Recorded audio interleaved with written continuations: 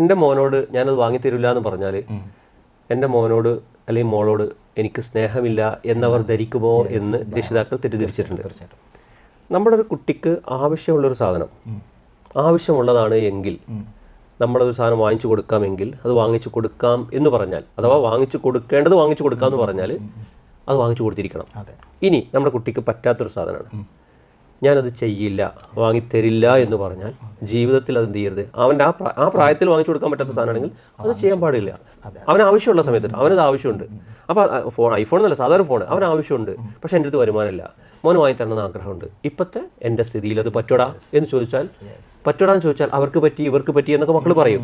Yes, നോക്ക് എൻ്റെ വരുമാനം എത്രയാണുള്ളത്, ഈ വരുമാനത്തിൽ നിന്ന് ഞാനിത് വാങ്ങിത്തന്നാൽ അപ്പം എന്ത് ചെയ്യണം? കുട്ടി നമ്മളോട് പറയും ഇങ്ങനെ സംസാരിച്ചാൽ.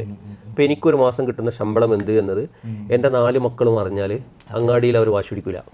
അവർക്ക് വാങ്ങിക്കൊടുക്കാൻ പറ്റാത്ത സാധനമാണെങ്കിൽ ഒറ്റടിക്ക് നോ എന്ന് പറഞ്ഞതിനേക്കാൾ ഉപരി എന്തുകൊണ്ട് നോ പറഞ്ഞു എന്നുള്ളത് കുട്ടിക്ക് ബോധ്യപ്പെടുത്തണം. അത് ഉപദേശങ്ങളാകും ചെയ്യരുതെന്നാണ് ഞാൻ മനസ്സിലാക്കുന്നത്. നിരന്തരം ചോദ്യങ്ങൾ ചോദിക്കുക, ഉത്തരങ്ങൾ അവർ കണ്ടെത്തട്ടെ. എന്നിട്ട് അവസാനം ഇനി എന്താ ചെയ്യേണ്ടി, നീ പറയുമെന്ന് പറയുമ്പോൾ ഇപ്പോൾ വേണ്ടല്ലേ എന്ന് കുട്ടി പറയും.